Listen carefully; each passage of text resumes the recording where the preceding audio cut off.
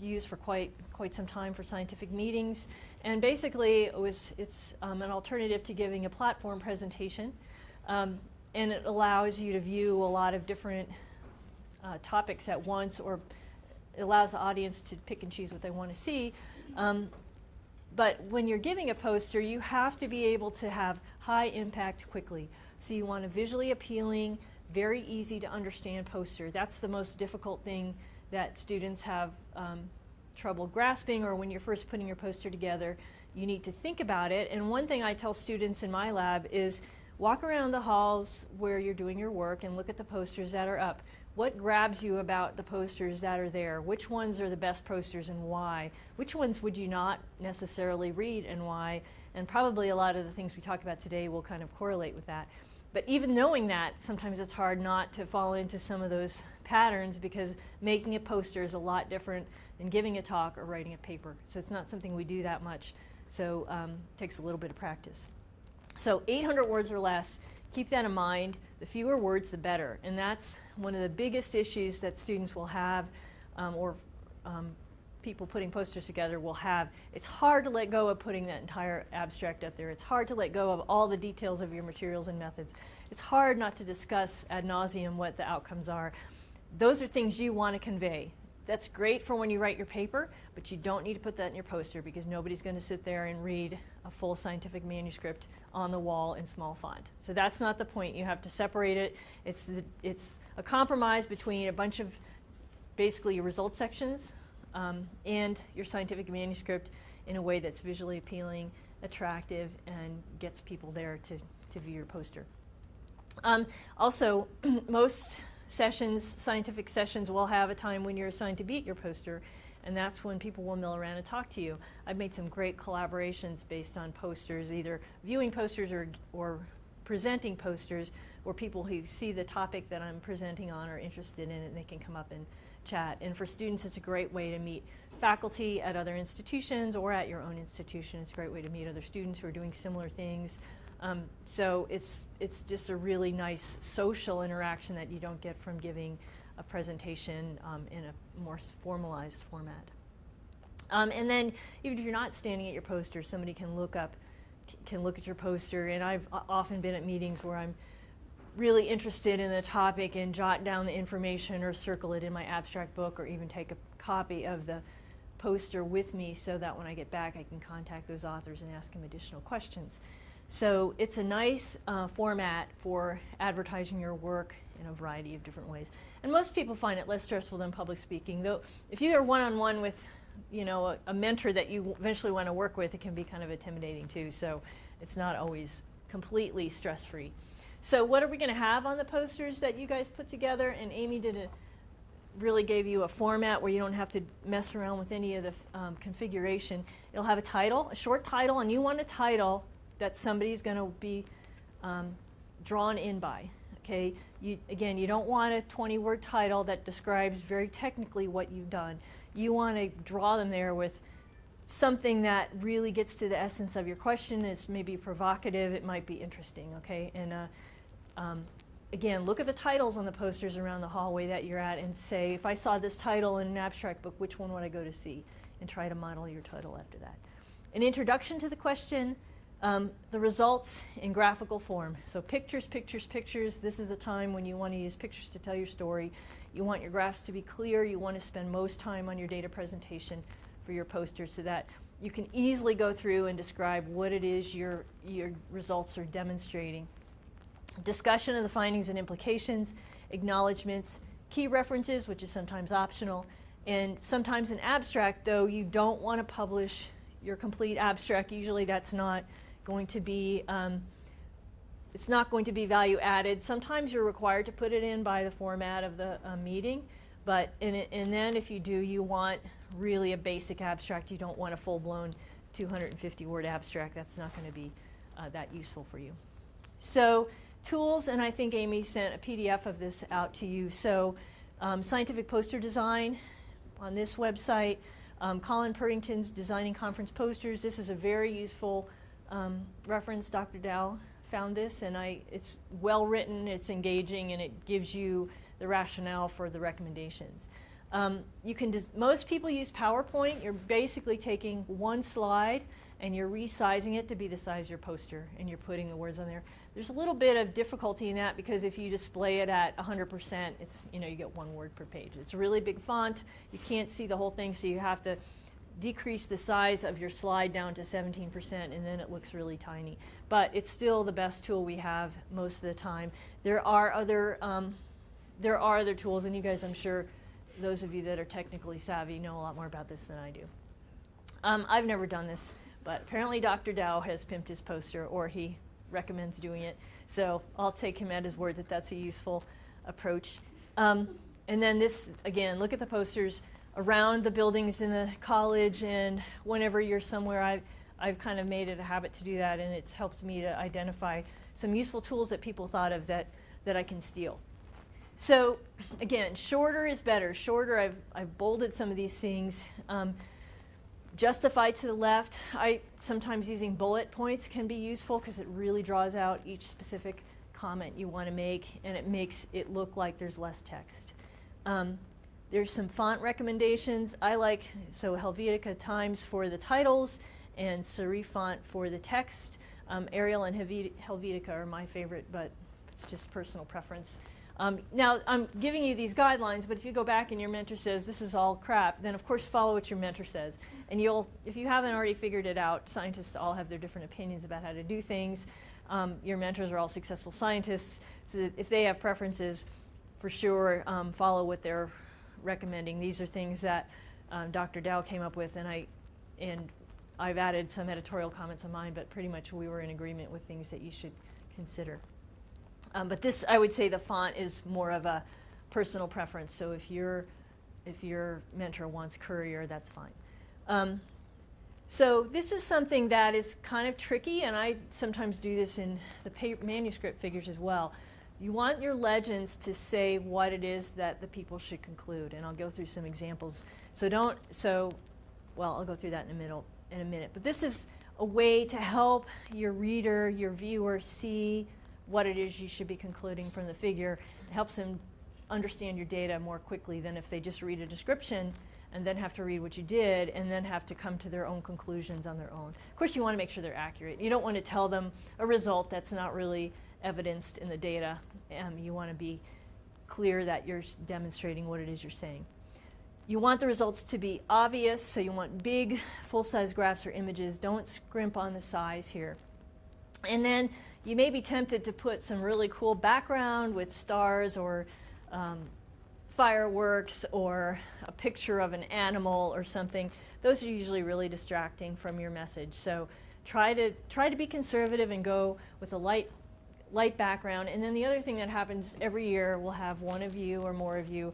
You picked a background, it looked pretty good on your computer screen, you print it out and you're like, who picked that picture? It's just does not go well for whatever reason. So make sure that you check these colors before printing, and actually Charlie at the CATS Lab or Jay can help you out with that too, because they've run into these problems before.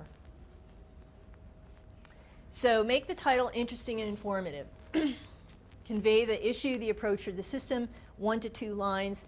Format it in sentence case, so don't use full caps or italics. Okay, that's distracting and it draws too much attention to your title and not enough to your results. So practice your title with your mentor. Think of really catchy phrases that might describe what it is you did. Sometimes questions can be used because that will draw in some viewers. So this is different than a title to your scientific manuscript typically. And more people are drawn by titles and then the first couple sentences of an abstract. So in your abstract book, this is probably something Dr. Willis highlighted as well. A lot of times that's all anybody will ever read of your scientific paper. So you want more and more, we have to focus on those elements that are most likely to be viewed by the people we're intending to have read our work. So getting to the point in the introduction, grab their attention. Why is your work important? Minimize your text, use images, illustrations, pitch an interesting hypothesis. You should all have a hypothesis somewhere in your introduction. Okay, that's important because that's what you've been trying to do this summer, is to evaluate that hypothesis. Your hypothesis in your poster might be different than the hypothesis you thought you were going to approach at the beginning of the summer, or it might be different than you put in your application for the summer program. That's okay. If you need to rework your hypothesis because of some glitch that occurred during the summer or because you made more progress than you thought. I'm sure most of you are in that position, right? Then that's fine. You just want to make sure your hypothesis is balanced by what results you're going to present. So don't worry about that. And then explain why you did the work. Well, why was it valuable? Why was it important? Materials and methods, this is another section that, for a scientific manuscript, we want to put a lot of details in there. You want to have enough detail that somebody could reproduce your work. That's not true in a poster, and if you were to put that much detail in a poster, it would take up the whole poster. So very minimal materials and methods, unless your poster is really describing method development, then you might have a little bit more in this block. But if it's work that's already is using materials and methods that have already been established in the laboratory, you can refer to them. You can put, we use real-time PCR to do X. You don't have to put, here's all the primers and probes that we used, and this is the cycling conditions and all that. That will go in your scientific manuscript, but it's not going to go in your poster unless it is the point of your work this summer was to develop a real-time PCR assay. So this is one section you can really minimize, and actually, when you're giving scientific talks, this took me a long time to realize myself. I wanted to tell everybody everything I did. You spent all this time doing it, you want them to know down to the microliter how you did your work. Then I tended also to have talks that were too long, and the first thing you can cut out is some of that materials and methods. You really don't need to, in a presentation, you really want to, again, focus on your results, your system, why are you doing it, what are your results, and some discussion. The materials and methods can definitely be downplayed in these types of presentation formats. Okay, results, and I've already emphasized this a little bit. This is the largest portion of the poster. It should be about a half of your poster should be your results. And what if you don't have results? Well, then you want to put some other pictorial illustrations of either your methodology, that's been something new you had to work out, or what you plan to do next, or your theoretical framework, or some other type of pictorial evaluation or representation of your work. You want the results to be narrative, in a narrative flow. You want to say whether or not it worked. So you might have done some experiments that didn't work. You can still put that data in your poster, okay? Your poster is not a refereed work that's going to be published to really move the literature forward. So if you had some results that were opposite of what you anticipated, you can put those in there too, and then speculate why your results were not what you anticipated. Again, use graphs whenever possible, and they should be with clearly labeled figures, and as I mentioned, you want the legend to state an outcome. So here's an example of what I'm talking about here, and this is a figure from a paper that one of my collaborators recently published. And this doesn't have a title on it, but which figure legend might you use for this? This is a map of the US. Let me see if I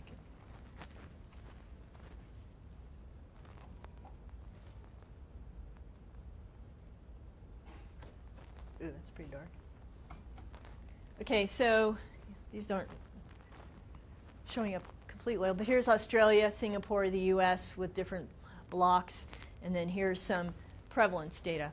So which is the best figure legend based on what I told you, that you could provide a conclusion about what your findings were in the figure legend? One. Okay, so feline GHV is widely endemic in domestic cat populations versus domestic cat GHV location and prevalence. Can you guys see the difference there? This is laying out what you're illustrating. This is saying what you're seeing, what you're finding. And then this one is too long. So feline GHV was tested in over 200 samples, blah, blah, blah. Nobody, people, obviously it takes a second to read that, but if you have this and you have it bolded, people get that message. Okay, whether they look at your picture or not to verify it, and that's why it's important for you to really represent what you're showing, they know what you found here and they can go on to the next poster. Yes? So would 3 be something you would use more in your paper in combination with 1? What it would probably be would be you'd have this in bold, and then after that you could put this phrase. Okay. So that describes a little bit more about the methodology, so that has got useful information in it. But if you just put that, it's more of a description of what you did, finding in there. Okay. So let's check, is this true? There's a 10 to 25% prevalence detected in 3 different places. So feline GHV is widely endemic in domestic cat population seems to be a true statement and something that you can walk away from. So you guys, does that help illustrate what I'm talking about there? Okay, let's see, I'll turn these on. So the conclusions, remind the reader of the major study results, explain whether your hypothesis was supported or not, explain the important implications, mention future studies. So maybe 4 or 5 bullets.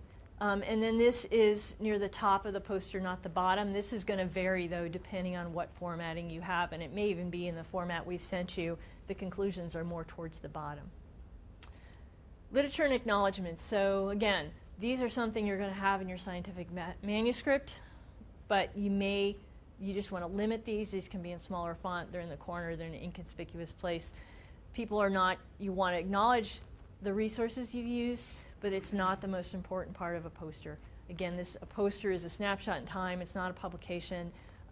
You know, you may take your posters home after you've been to Cornell and put them up on your bedroom wall, but they're not going to necessarily last forever in infamy in terms of a scientifically rigorous format. So we don't have to spend a lot of the emphasis on those things in the poster. And then logos at the bottom, and this is, I have to say, this is something that I've often used logos at the top of the poster, but this recommendations from some of the more recent references are at the bottom. Again, because they don't distract. The poster, the central thing should be your results. Your title, your catchy title, your results, and then the rest of it, people can move around from that to look at what you did and how you did it and why you did it. So with those in mind, what does an effective poster look like? So this is again off of the one website that was recommended in the beginning. Font size, this should be at least 36 font. 32 to 36 font is an important size. And then these, I don't have specific recommendations, but these are plugged into the poster that Amy sent. So usually not lower than 18 font for these other sections. So the title at the top, the authors and the addresses, see how much space the results are taking up, 1/3 to 1/2 of the poster. Introduction, methods, notice there's no abstract on here. The introduction is kind of a substitute for that. Conclusions are over here. And then your literature cited acknowledgments and further information. So this would be the type of poster format that's recommended as the most conducive to getting your point across, getting the attention you want, and summarizing your results. Okay, what's wrong with this one, or what's less? Yeah, the results are smaller, there's more conclusions. These are mostly going to be words here, right? These are all words. So this is decreasing the amount of time of emphasis on your results. There's more space taken up by the title and authors. There's a lot of logos on the bottom, which will detract again. That's where your eyes are going, right? You don't necessarily want your viewers to just focus on your logos. And there's more literature cited and further information. So now you guys are going to do a landscape format, which is what the format that Amy sent out. And more and more venues and meetings are going to this type because it saves some space. The vertical space just allows more posters to be hung along a wall. So in this format, you're going to do the same thing. You're going to have your title up here, introduction and results are here, the materials and methods here. I have boxes around here, but as I said, might be the case in some of these, the boundaries aren't showing up very well. So the results would be in the middle third of the paper, introduction and materials and methods up here, conclusions here, literature cited, and then your ancillary things. So this is the format that Amy sent out for you guys in the landscape. Usually results will go across the whole poster, and then the columnated information will be less easily read. The other thing is that the results are shown in a block here, but certainly you can put them in different, if you have four tables of different sizes, you can arrange them on the poster that in a slightly different format where there might be more on the right than the left. You just have to figure out what looks best and what allows you to give the biggest data presentation possible without squeezing your materials and methods and other text to really small font. Any questions about this? Okay, so here's a poster. I want you to take a look at it for a minute, and then I'll ask you to let me know if you have some suggestions for how this could potentially be improved.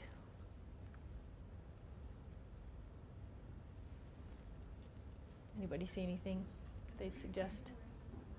What's that? Lots of words, okay? You see almost all words. I don't think there's a single data set figure in here. Too much going on. Really busy, yeah. Really busy. Two different colors, and there are light colors on top of the dark colors. Right. So it's a dark poster. This not only does it take a huge amount of ink, but it's not going to present well. It's not highlighting the information that's on there. So you want to avoid dark background, light font. You want it to be the opposite. Don't need the abstract on there. Right, the abstract. See how much space this takes? And this is probably a normal size abstract, so it would take up like a quarter of the poster. And you've already published your abstract in the manuscript book. You don't need to put it here unless required by the scientific venue. Also, don't get too hung up on directions provided by these scientific meeting organizers. They're gonna want the poster the right size, but they're not gonna walk around and peruse and say, hey, we wanted an abstract on your poster and we wanted 250 words. I mean, they're never gonna have that anyway, but you're not gonna be audited to make sure you followed specific rules. So they'll give you general guidelines. You need to do what portrays your work the best and makes the most sense. Anything else? Text too long, and it's the part that's going to lose people is bigger and more apparent than the cute, catchy title. Right. So Pigs in Space, that might be a good title. But it's tilted and it's got shadows, and this background again is really distracting. What's that?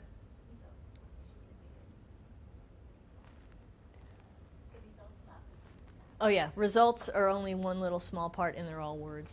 So obviously not what we'd recommend. Usually you want to avoid these cutesy clip arts of a guinea pig on a scale. You'd be much rather better to have a guinea pig in the results section or something like that. And then it's got the, as you can see, it's got the logos up at the top. So what do you see when you look at this? You see this part. You're not really drawn to reading any of the really important parts. Having conclusions run all the way across the slide in one long sentence, that's also not visually appealing. Okay. Anything else? Anything good about this poster?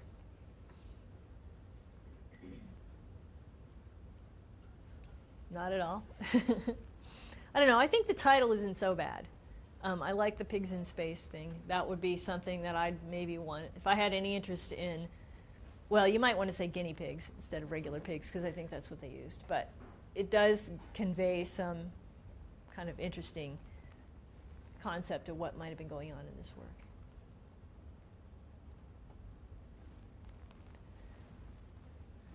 Okay, let's see. Okay, that's all I had. So do you guys have other questions about this topic? Or As far as the title that goes on the poster, is that should or should not be the same as the title we used when we made our little abstract? If you're happy, Depends on what your mentor says. yeah. So if you are happy with that title, I think that's fine. If you go back and say, gee, I really would like to now have a better, I mean, what you provided your title with your abstract is what's going to be published in the booklet, so people searching via that mechanism are going to use your title to find your poster. But if you want to put a different title on the poster because you weren't happy with it and your mentor's okay with that and you think it's catchier, that'll catch people walking through. Was there a recommended font size? So I'm thinking 32 to 36 for the titles. Do you remember what you had in that? And then 18 to 20. I can get the slide you sent. I don't want to tell you something that's different in this template.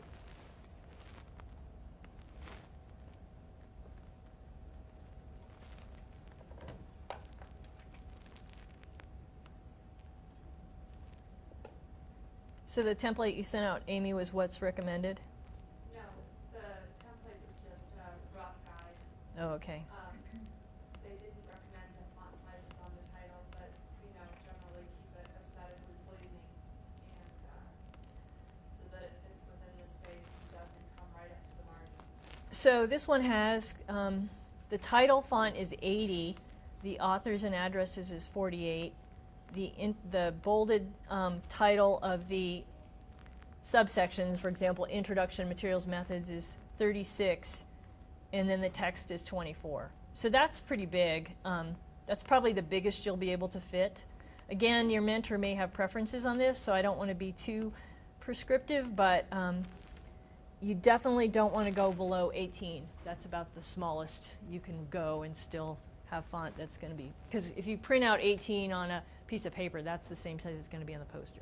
So you can fiddle around with that too. You can print out a page that goes from 80 down to 18 and see, compare to posters on the wall and figure out what you've got there.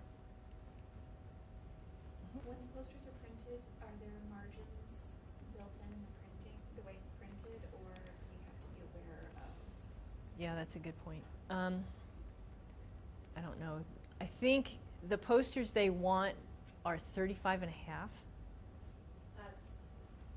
I think these are going to be the width of 36. So make sure you don't exceed those margins. I don't actually know if the printer will go out to more than within an inch of the sides of the poster.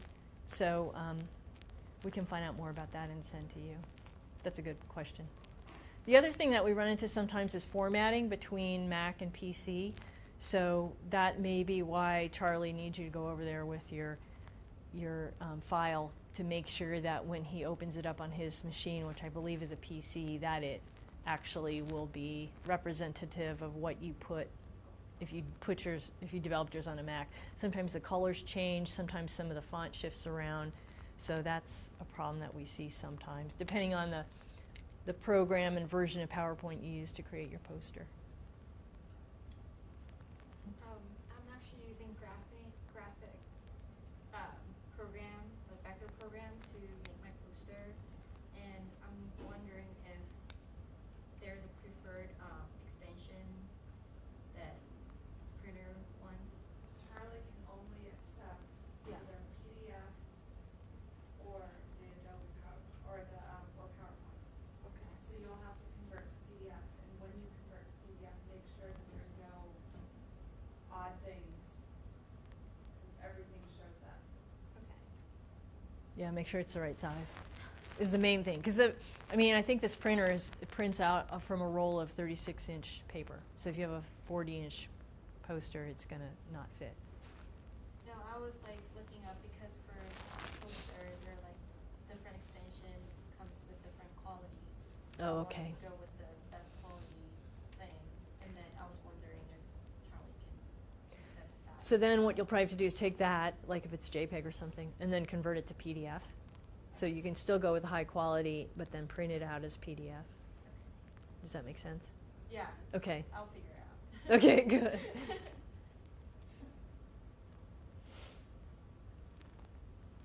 Yeah. Sorry, what was the full name of the printer person in case we need to email them or something? Amy will send out an email. It's the CATS Lab. Charlie Curley is Kerlee, and Jay. Oaks, OAKS. Oh, okay. That's easy. Anything